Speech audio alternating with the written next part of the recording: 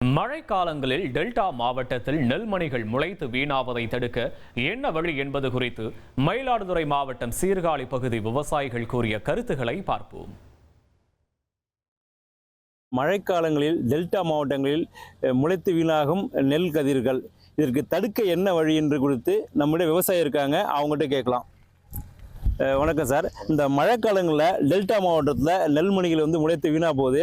இது தடுக்க என்ன வழி செஞ்சால் அந்த நெல்மணிகள் வீணாக போகிறத தடுக்கலாம் சார்?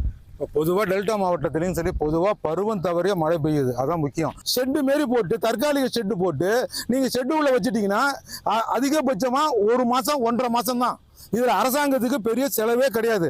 இப்போ நாங்கள் ஷெட்டுக்குள்ளே கொண்டு வச்சுட்டோன்னு வச்சுக்கோங்க, நீங்கள் 10 நாள் கழிச்சு எடுத்தாலும் சரி, 15 நாள் கழிச்சு எடுத்தாலும் சரி, எங்களுக்கு பிரச்சனை கிடையாது. விவசாயிகள் எந்த நேரம் நெல்லை கொண்டு வந்தாலும் அவங்களை பிடிக்கிறதுக்கு அவங்களுக்கு போதுமான மேன் பவரை இன்க்ரீஸ் பண்ணி தரணும். ஒன்று, தரையில் தண்ணி 1 அடி 2 அடிக்கு தண்ணி நிற்குதுங்க. மழை பெஞ்சா அந்த தண்ணி நிற்காம அதையும் தடுக்கணும். அதுக்கு தரைத்தளம் நல்லா ஒரு பாதுகாப்பான தரைத்தளம் அமைச்சு அதுக்கு மேலே ஷெட் அமைச்சா மட்டும்தான் அடியில் உள்ள நெல் முட்டைகள் நனையாம தடுக்க முடியுங்க. ஒரு இடம் ஒரு 20 ஏக்கரோ 30 ஏக்கரோ அந்த இடத்துக்கு ஒரு ஷெட்டு ஒன்று அமைச்சு கொடுத்தாக்க அந்த நெல்லை கொண்டு போய் அந்த ஷெட்டு உள்ள நம்ம பாதுகாத்தா வச்சிருந்து திரும்பி நம்ம டிஎன்சி கொண்டு கொடுக்கும் போது ஈரப்பதம் எல்லாமே கொடுக்கலாம்.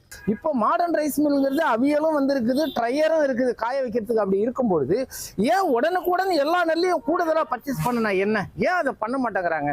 அடுத்தது மாடர்ன் ரைஸ் மில்லையும் கொள்முதல் நிலையம் அங்கேயும் இருக்கணுங்க. அது எப்படி இருக்கணும்னா, டிராக்டர் வருதுன்னா டிராக்டரோட எடை போடணும், அதே போல் லாரி வருதுன்னா லாரியோட எடை போடணும். அந்த மாதிரி எடை போட்டு பர்ச்சேஸ் பண்ணி நேரடியாக அவியலுக்கு கொடுக்கணுங்க. நெடுஞ்சாலையில ஹைவேஸ் அந்த இது போட்டிருக்காங்க பாருங்க, லே அவுட் போட்டிருக்காங்க பாருங்க, அந்த இடத்துல ஒரு அழகா ஒரு கூடாரம் அமைச்சு விவசாயிகள் நெல் காய வைக்கவோ பாதுகாப்பா வச்சுக்கோ, ஒரு டபுள் பர்பஸ் அது. அந்த மாதிரி யோசனைகள் இந்த அரசு செய்யலாம். மழைக்காலங்களில் டெல்டா மாவட்டத்தில் நெல்மணிகள் முளைத்து வீணாவதை தடுக்க என்ன வழி என்பது குறித்து மயிலாடுதுறை மாவட்டம் சீர்காழி பகுதி விவசாயிகள் கூறிய கருத்துக்களை பார்த்தோம்.